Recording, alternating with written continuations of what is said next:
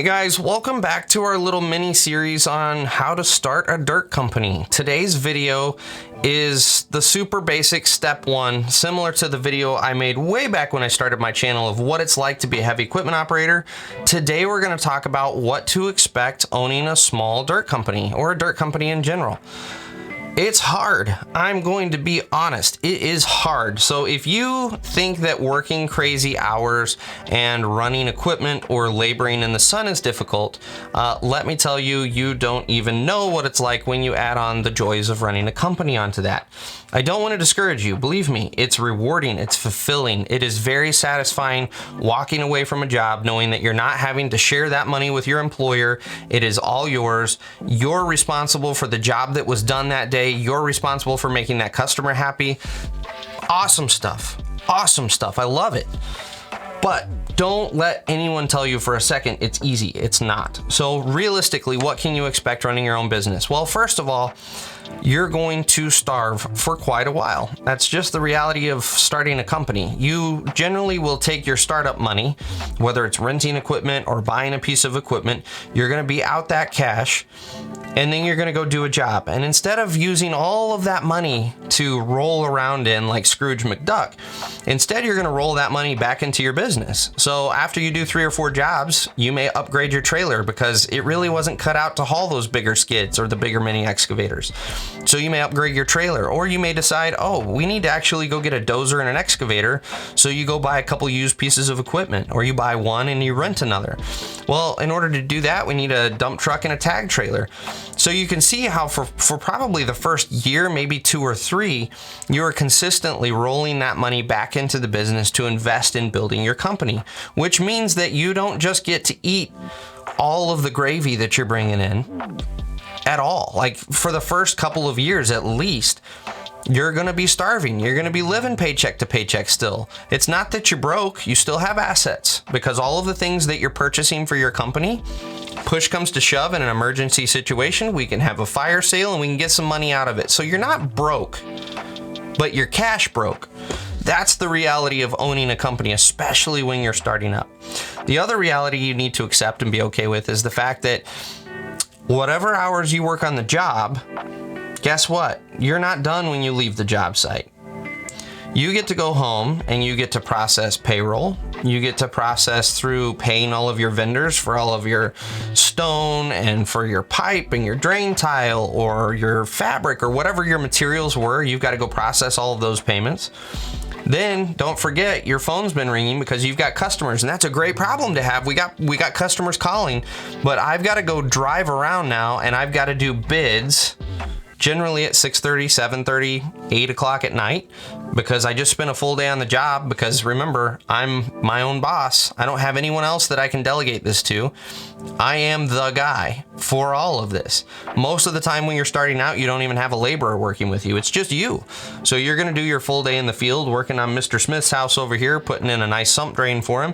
And then you have to go over to Mrs. Smith's house down the road and go bid her land clear job. And you're going to have at least an hour or so into that, just walking the property in the bid and discussing it with the homeowner because you have to treat your homeowners good because you're the boss now and you determine whether or not you get the job. So you're going to be out there chatting with her for an hour, hour and a half, depending on how chatty she is. Then you get to go home. And again, we've got to process through all of our paperwork from the day of all of our materials and everything. And then if you've got time, you can start in on Mrs. Smith's bid. Otherwise, you may have to save that for your weekend. Yeah, don't think for a second you're going to get weekends owning your own business. At least not until you hire some people. Because weekends are when you catch up on all your paperwork and you catch up on all your bids and everything. So because you don't have anyone else, you are wearing all of the hats. And I can tell you in the beginning where you're just getting one job here, one job here, one job here, it's fun. It's a blast. You're screaming. You feel like you're conquering the world. Where it starts catching up with you is when you start getting a lot of phone calls.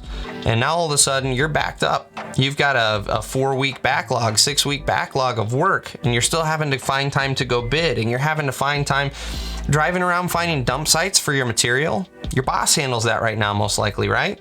No, not anymore. You've got to go do all the homework finding out dump sites for where you got to get rid of material. No one's helping you there. You don't have anyone else. So All that to say, this is kind of a small window. Stress is another one. If you think this is less stressful than working for someone, don't quit your job. I'm telling you 100% honest, don't quit your job if you think this is a less stressful way of life. You don't have a fallback plan. Like, this is how you pay your bills. This is how you feed your family. This is how you keep diesel in that nice truck, which, by the way, you might need to downgrade that nice diesel truck into something that's going to allow you to pull equipment more efficiently and isn't going to guzzle fuel, because it's all about costs, because you're the business owner now. So all that to say, stress goes through the roof because now you're responsible for all of it.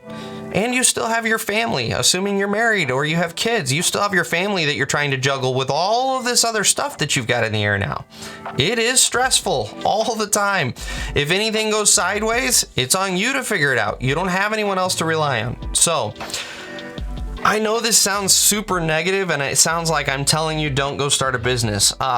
100%, if this is something you're passionate about, if you like doing it and you do want to work for yourself, it is very rewarding. It is fun. It is very fun growing a company. There's not much else as rewarding in life as taking a company that you started from the ground up and seeing that blossom and grow and do well. It is fun, but so many people go into starting a business not having any idea what they're getting into and not thinking about all of these other aspects of it that you are now responsible for. There's no one else helping you out. So that's kind of all I've got for today. I don't want to make it super lengthy, but I just want to give you a realistic window into what it's like owning your own company. And there are perks. Don't get me wrong, there's perks, because when it comes to me taking off to go to the park with my kids, that's my call. And I do. I literally will drop everything depending on the day, and I'll go take off to the park with my kids. That's one of the perks of being the boss. Now, no one's making money for me while I'm doing that, so you have to juggle that responsibility. But you do have the absolute freedom that if your kid has a baseball game at 3 o'clock one afternoon, you can tell the homeowner, look, I'm going to shut down at about 2 o'clock this afternoon. My kid's got a ball game, but I'll be out first thing in the morning. We'll get this thing wrapped up for you. You've got the freedom to do that. You've got the flexibility to do that. If you want to take a week-long vacation, again, no one's earning money for you while you're away, but you have the freedom and flexibility to go do that. You are not tied to that job. You are not you're not tied down with someone telling you have to be there. So there are a lot of benefits and perks, but it's not easy and it's not less stressful. And I do want to be honest about those things. So that's it. That's all I got. Thank you guys for watching. I hope this has been helpful, and we'll catch you guys on the next round of Down and Dirty. Yeah, see you in a bit.